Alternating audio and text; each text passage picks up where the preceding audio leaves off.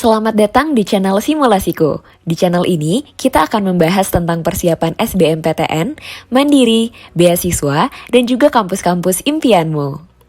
Pada video kali ini, kita akan mengupas tuntas apa saja yang perlu dipersiapkan untuk sekolah kedinasan. Halo teman-teman, siapa nih di sini yang sedang mempersiapkan untuk jenjang pendidikan selanjutnya? Jika kamu tidak ingin masuk ke universitas pada umumnya, sekolah kedinasan dapat menjadi salah satu alternatif untukmu loh. Sekolah kedinasan memang memiliki rangkaian seleksi yang berbeda dari universitas pada umumnya. Kalau kamu penasaran, yuk langsung saja kita simak videonya. Tapi sebelum lanjut menonton, jangan lupa subscribe, like, dan nyalakan loncengnya ya. Sekolah Tinggi Kedinasan atau dikenal juga sebagai Perguruan Tinggi Kedinasan merupakan kumpulan perguruan tinggi negeri yang memiliki ikatan dinas dengan berbagai lembaga pemerintahan. Bidang yang dipelajari pada sekolah kedinasan merupakan bagian dari berbagai aspek kehidupan yang berhubungan erat dengan kepentingan masyarakat luas, seperti ekonomi dan keuangan, kesehatan, keamanan, dan juga lain sebagainya. Bidang ini disesuaikan dengan lembaga pemerintahan yang menaungi sekolah kedinasan yang akan kamu pilih. Banyak calon mahasiswa yang mengincar sekolah kedinasan karena adanya jaminan pekerjaan yang menanti setelah lulus dari pendidikan.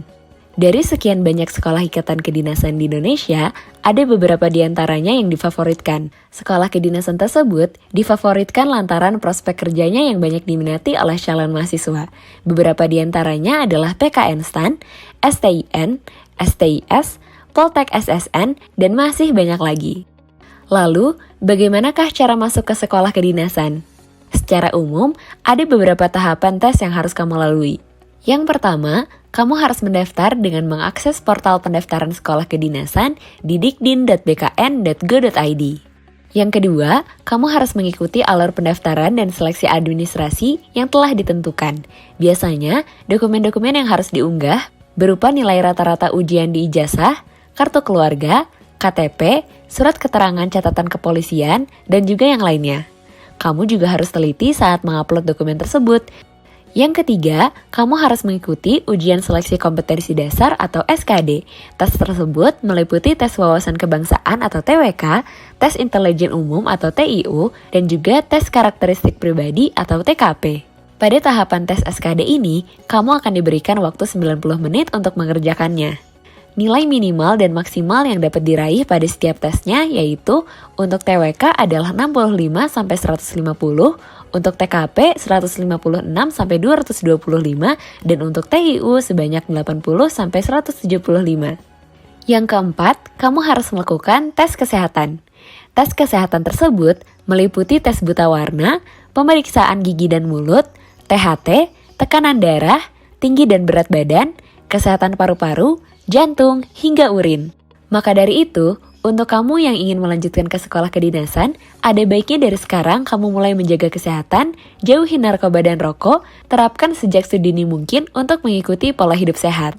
Kamu juga bisa untuk melakukan cek kesehatan dari sekarang, sehingga kamu dapat mengetahui penyakit apa yang kamu derita. Lalu, kamu juga dapat berobat dan berkonsultasi dengan dokter agar saat pendaftaran, kamu sudah sehat kembali. Yang kelima, kamu akan melakukan tes seleksi kesamaptaan. Pada tes ini, kamu harus mengandalkan kekuatan fisik seperti tes kesehatan lari. Tes kesehatan lari ini biasanya berlangsung selama 12 menit dengan kriteria nilai paling besar. Karena hal itu, bagi kamu yang memiliki ketahanan fisik yang kurang, segeralah berolahraga secara rutin.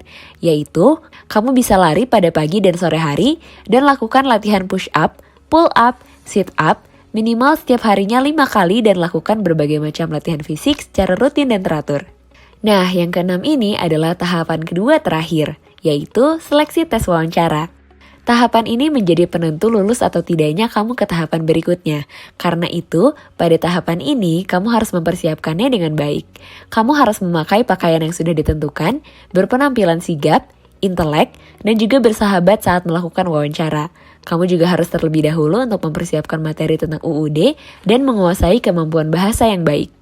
Yang ketujuh adalah seleksi penentuan tahap akhir atau pantukhir. Tahapan ini merupakan seleksi tes tingkat pusat dan tingkat akhir yang biasanya berisi dengan semua tahapan seleksi tes yang diulang kembali. Biasanya juga ditambah dengan tes kesehatan jiwa.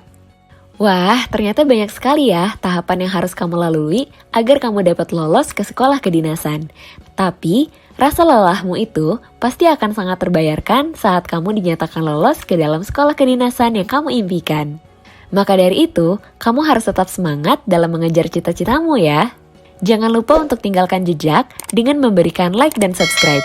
Beri juga komentar di bawah untuk informasi apa lagi yang ingin kami bahas pada video berikutnya. Sampai bertemu lagi!